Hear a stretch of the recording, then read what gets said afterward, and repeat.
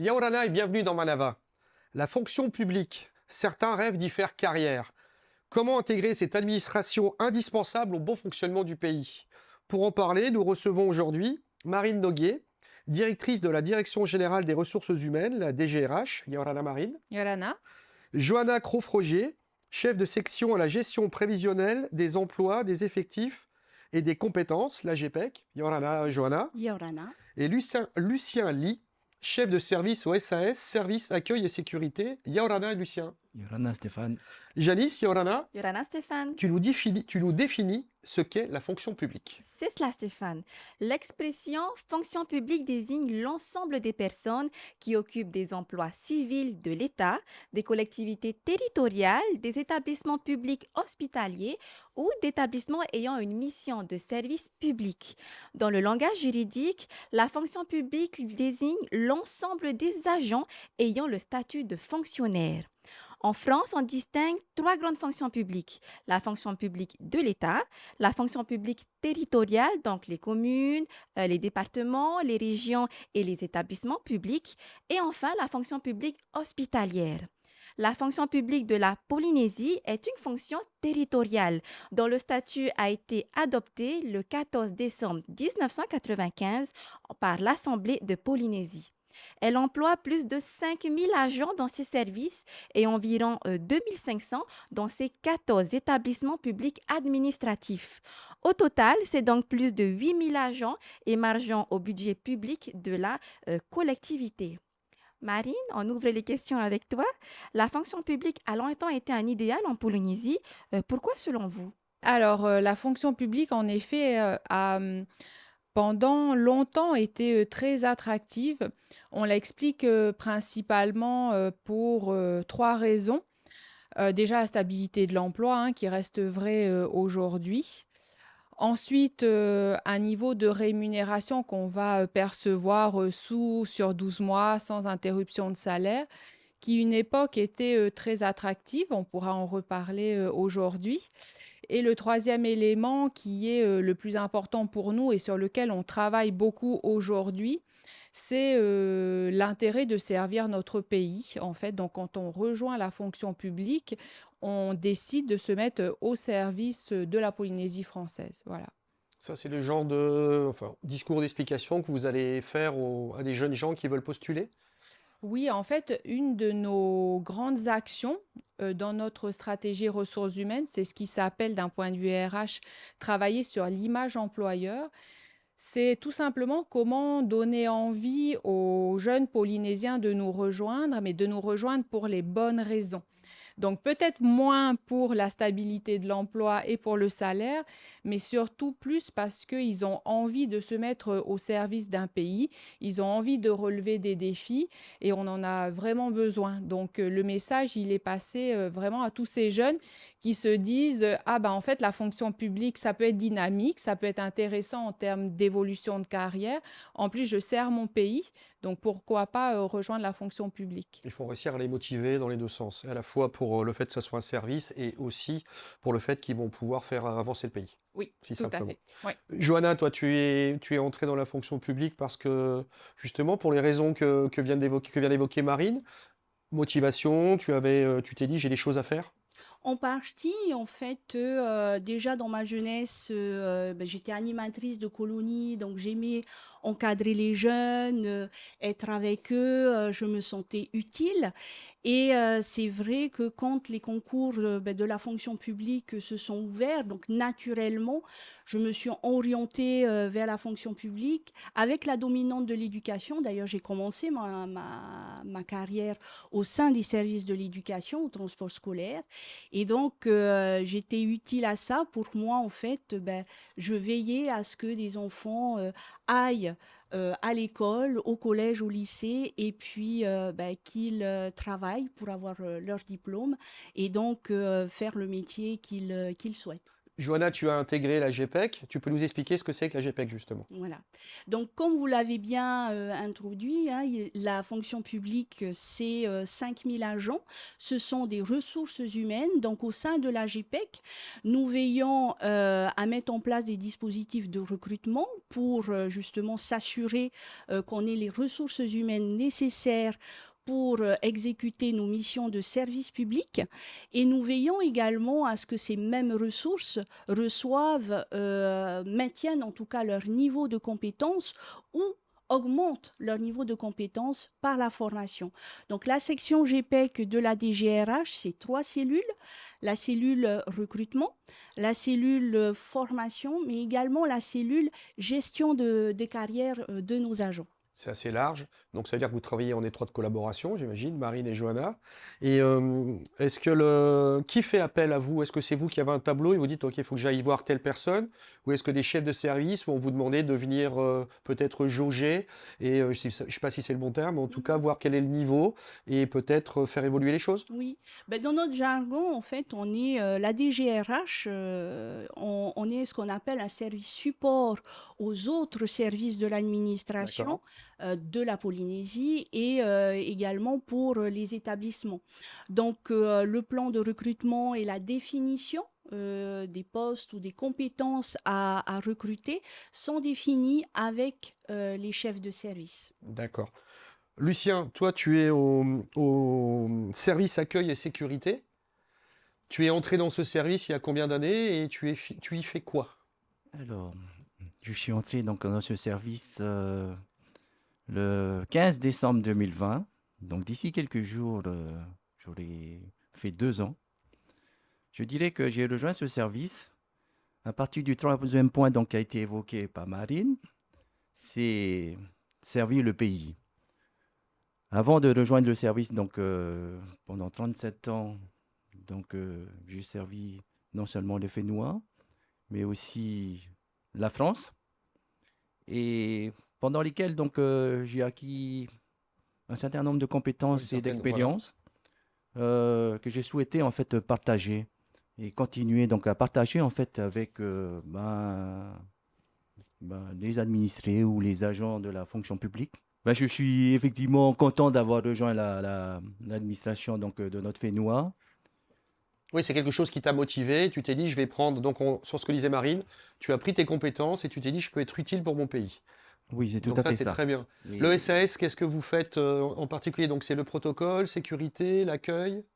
Alors, le service d'accueil et de sécurité de la présidence donc, a pour mission effectivement d'assurer donc l'accueil, le protocole et la surveillance et le gardiennage donc des institutions du pays et qui sont la première institution donc c'est le président et ici tous les ministères et les domaines donc du pays. Et vous calez, quand il y a des invités de l'extérieur, vous calez avec eux pour ce qui est protocole et sécurité, j'imagine. Entre Oui, au sein donc du service, donc il y a la cellule de protocole qui a la charge effectivement d'assurer tout ce qui a trait au protocole, à la fois donc pour les autorités, quelles qu'elles soient, hein, Oui. autorités et toutes personnes donc qui sont amenées donc à rendre visite ou à être être reçues par la Être reçu sur le présidence. territoire. Marine, c'est intéressant le profil de Lucien parce qu'on va exactement dans ce que tu nous disais tout à l'heure. On peut très bien être entré au sein de la fonction publique depuis 30 ans, mais Lucien, ça fait à peine 2 ans et justement sur la motivation dont tu parlais. Donc ça veut dire que ça ne touche pas, et sans te faire offense, mais que la jeune génération, mais aussi quelqu'un qui a de l'expérience. Tout à fait, je suis d'accord avec vous, hein. L'objectif pour nous, d'un point de vue RH, et ça rejoint ce que Johanna disait, c'est d'aller chercher de la compétence. L'intérêt de rejoindre la fonction publique et peut-être notre difficulté aussi, c'est que nous, on vient en support de 50 services et de 14 établissements, comme tu le disais, et ça suppose Sur toute la des... Polynésie, Ouais, sur toute la important. Polynésie. Ouais. Donc, ça suppose une grande diversité de missions qui est du coup très intéressant pour les gens qui nous rejoignent et du coup, ça donne des perspectives de mobilité, d'évolution. Mais pour nous, RH, c'est compliqué parce que ça suppose autant de spécificités et autant de besoins spécifiques. Donc, Lucien, en effet, il va être sur la partie sécurité. Ensuite, on va avoir besoin d'ingénieurs, mais des ingénieurs en informatique, c'est pas la même compétence que des ingénieurs, par exemple, en océanographie, ce genre de choses-là. Donc, on a une diversité de missions et de profils. Et notre challenge à nous, c'est de mettre la bonne personne au bon Ah oui, endroit. ça, j'imagine, c'est pas... Vous avez combien de corps de métier représentés? Alors, on a 56 cadres d'emploi, qui est voilà, Oui, d'accord, oui. le nom générique. Et typiquement, ingénieur, c'est un cadre d'emploi, mais dans celui-là, c'est décomposé Parce qu'il y a plusieurs types d'ingénieurs, quoi. ouais, en autant de métiers. Donc, en cadre d'emploi, c'est plus facile de te répondre. Oui. On en a 56, mais Ce qui est des déjà pas mal. métiers, on en a des centaines. Voilà. L'ensemble des postes, quand ils sont en pourvoir, la mécanique, ça passe par un concours? Ou alors ça peut être dans l'autre sens, c'est-à-dire qu'il y a peut-être un poste à pourvoir avec une spécificité bien particulière, et dans ce cas-là, c'est vous qui allez chercher la personne. C'était On une a- question en tiroir, pardon. Nous avons les deux cas de figure. Pour un recrutement sur un poste, un recrutement pérenne, on va dire, un CDI, hein, pour parler comme tout le monde, ça va forcément être une intégration par voie de concours. Ensuite, bien sûr, nous recrutons en CDD, nous on les appelle les agents non titulaires, les ANT. Donc on a ces deux volets. Maintenant, pour rester de manière Pardon, pérenne alors, sur un poste, les agents non titulaires, ils sont là pour une mission définie. Vous avez expliqué que vous avez besoin de 6 mois d'un ingénieur, on va c'est dire ça. n'importe quoi en aéronautique, et lui sait qu'il aura un cadre de 6 mois et ensuite il s'en va.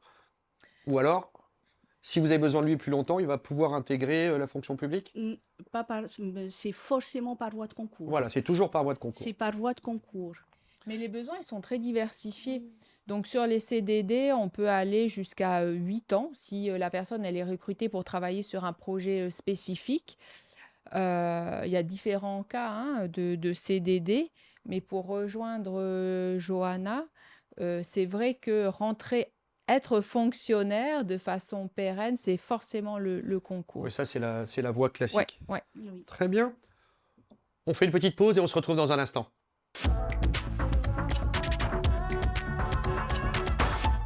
On se retrouve avec nos invités. Marine Noguier, directrice de la Direction générale des ressources humaines, la DGRH. Johanna Crofrogier, chef de section à la gestion prévisionnelle des emplois, des effectifs et des compétences, la GPEC. Et Lucien Ly, chef de service du service accueil et sécurité, le SAS. Janice, comment faire pour entrer dans la fonction publique? Eh bien, que ce soit de manière temporaire ou permanente, vous pouvez vous aussi devenir un agent de la fonction publique. Les agents de la fonction publique sont généralement recrutés par concours. Néanmoins, dans certains cas, il est nécessaire d'effectuer des recrutements temporaires. Il prend alors le statut, comme disait Johanna, d'agent non titulaire ou ANT. Il existe des concours pour tous les niveaux d'études, donnant accès à l'une des 3 catégories A, B ou C, l'équivalent du bac plus 3, du baccalauréat ou encore du DNB. Johanna, comment se passe un concours justement pour entrer dans la fonction publique? Alors, tout dépend du cadre d'emploi, mais de manière générale, nous avons deux types d'épreuves. Nous avons les premières épreuves qui sont les épreuves d'admissibilité, et ce sont en général des épreuves écrites. Et ensuite, une fois passées ces épreuves, nous avons une liste d'admissibles, et c'est seulement les admissibles qui vont passer la deuxième catégorie d'épreuves, qui sont des épreuves d'admission. De manière générale, c'est un entretien avec un jury spécialement constitué à cet effet, et ça peut être... Qui est dans le domaine de compétences, évidemment, Tout choisi. à fait, tout à fait. Et on peut également avoir un oral un peu plus technique hein, au niveau des épreuves d'admission. Et donc, une fois ces épreuves passées, donc vous voyez qu'en fait, souvent, on commence à 3000 et ensuite 300 pour finir avec son lauréat. Donc, ceux qui ont remporté, qui ont eu les meilleures notes, aussi bien à l'admissibilité qu'aux admissions, peuvent se retrouver sur la liste des lauréats.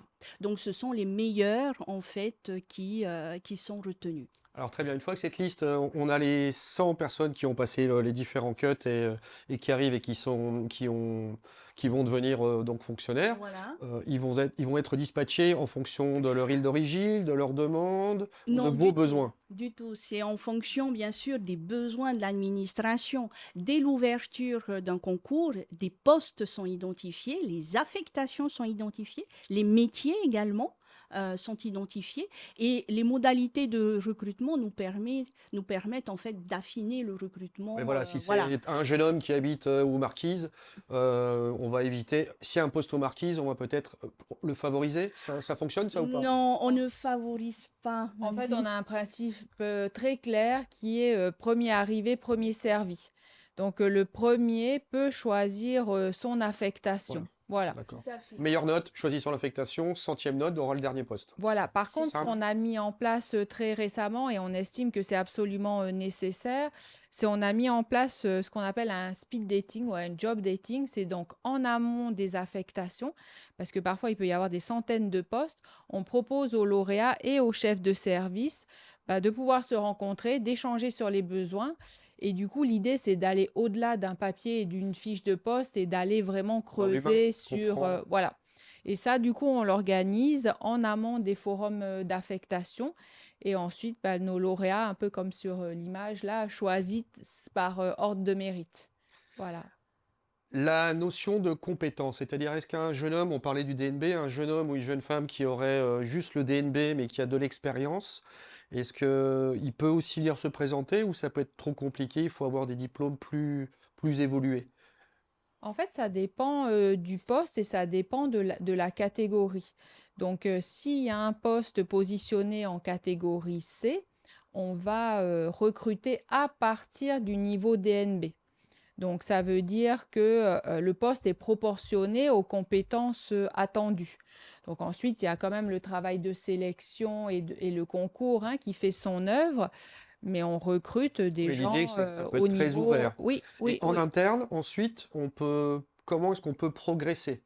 C'est-à-dire que comment est-ce que la personne, le jeune homme ou la jeune femme qui n'avait que le niveau DNB, comment est-ce qu'il va pouvoir progresser? Comment est-ce qu'on va pouvoir... Alors, vous allez évoluer ses compétences, mais est-ce qu'on va aussi lui donner des formations et ainsi de suite? Mhm. Alors, le sujet, il est vaste et on peut répondre Est-ce qu'on sur peut progresser plusieurs... en interne? Voilà. Oui, je vais peut-être répondre sur la partie évolution et toi sur la partie formation. Donc, sur l'évolution, déjà, c'est important de le rappeler, on peut évoluer déjà de façon transversale. C'est vrai qu'on pense toujours à progresser dans la hiérarchie et c'est important, et la fonction publique offre cette opportunité. Mais on peut aussi évoluer de façon transversale et Découvrir un d'ailleurs, autre poste et se dire, tiens, ça, je serais bien dedans. tout à fait. Et le fait aussi d'évoluer de façon transversale, donc d'acquérir des compétences supplémentaires, ça permet de préparer les promotions D'accord. parce qu'on va diversifier son champ de compétences, on va sortir de sa zone de confort, on va découvrir un autre service et donc on va acquérir des nouvelles compétences. Donc ça, c'est important. Ensuite, il y a les concours, comme disait Johanna, qui sont ouverts soit en externe, mais aussi en interne. Donc, c'est-à-dire que les personnes des catégories inférieures Peuvent postuler. peuvent postuler. Et donc, il y a cette possibilité-là. Et ensuite, il y a des promotions de grade. Donc, au sein d'un cadre d'emploi, il y a différents grades. Et donc, on peut évoluer d'un grade à l'autre également. Parce que j'avais noté qu'il y a les avancements d'échelon, les avancements de grade, l'ancienneté ou les examens professionnels. Voilà, il y a tout ça. Et donc ça se fait évidemment en collaboration avec la formation, qui est un levier aussi important pour pouvoir acquérir des nouvelles compétences. Et ça, là, c'est le rôle, c'est plus ton rôle, Johanna. Et en interne, vous faites monter aussi en compétences, c'est-à-dire que vous faites, si vous avez besoin, ce que tu expliquais, mais je veux que ça soit encore plus clair, si vous avez besoin de personnes en interne, vous avez déjà, enfin, un poste à pourvoir. Si vous avez la personne en interne, il est possible de lui donner la formation pour qu'elle puisse acquérir les capacités à aller chercher ce poste. Ça, c'est possible aussi. Vous n'allez pas spécialement chercher à l'extérieur. On fait les deux. On fait les deux. On Oui, fait les les deux. deux sont possibles. Voilà, tout dépend de la spécificité du poste. Juste peut-être pour repréciser au niveau des concours, une fois que le lauréat choisit son affectation, il a une année de stage, hein. On n'est D'accord. pas tout de suite On titularisé. n'est pas lancé dans le grand bain d'abord. Il y D'accord. a une année de stage et c'est seulement à l'issue de ce stage que si le chef de service prononce un avis favorable à la titularisation, qu'il sera fonctionnaire et ensuite qu'il pourra bénéficier, comme Marine l'a bien précisé, des différents avantages en termes d'évolution D'accord. de carrière, hein. Lucien, dans ton cas, toi, tu as déjà, comme tu l'as dit, tu as beaucoup d'expérience que tu as acquise dans ton job précédent. Est-ce que là, tu te dis, tiens, il y a d'autres compétences que je vais pouvoir acquérir, ou tu considères que les compétences que tu as vont déjà bien permettre de servir le pays? Je dirais que à tout moment, on peut toujours apprendre des choses, hein. Mais en ce qui me concerne, en fait, c'est plutôt, je me tourne plutôt vers les fonctionnaires qui sont dans mon service là, pour leur permettre en fait effectivement d'acquérir donc plus de compétences, hein, et surtout les valoriser. Ça, c'est bien. Mettre en avant les compétences et l'humain et les pousser. Hmm. Très bien. On parlait tout à l'heure de la fonction publique territoriale, Marine. Quels en sont les pouvoirs et quelle en est la réalité? C'est-à-dire que la fonction territoriale est là pour mettre en application une politique bien définie. Ouais. Alors, Janice le disait très bien, en fait, la fonction publique territoriale de Polynésie française, elle est née en 1995. Donc, c'est vraiment notre fonction publique à nous, Polynésie française, hein. Donc, elle est indépendante de la fonction d'État, par exemple, bien qu'il puisse y avoir des liens. Mais on a notre fonction publique territoriale à nous et notre mission, c'est de mettre en œuvre les compétences du pays. Donc la Polynésie française, de par son statut d'autonomie, est compétente sur bien des domaines, l'éducation, la santé, l'environnement, l'énergie, la sécurité, sur tous ces domaines-là. Et donc notre rôle, c'est vraiment de décliner au niveau des services les politiques publiques qui sont pensées par nos dirigeants. Donc, je prends un exemple pour l'éducation. Donc, il y a des politiques publiques et des trajectoires, des stratégies qui sont pensées. Et la DG2E, la Direction générale de l'éducation et de l'enseignement, a pour mission de les mettre en œuvre. Voilà. D'accord. Ça, c'est propre à la Polynésie. On peut, une autre question, est-ce qu'on peut passer de la fonction publique territoriale à la fonction publique d'État? Non, c'est deux fonctions publiques totalement indépendantes. Par contre, la Polynésie peut avoir recours à des fonctionnaires d'État détachés sur une période très courte s'il y a un besoin en compétences très spécifiques et qui n'est pas possible de trouver en interne. Mais la grande majorité, on va dire 99,5% des postes sont occupés par des fonctionnaires territoriaux. J'aurais une autre Vas-y, vas-y. question.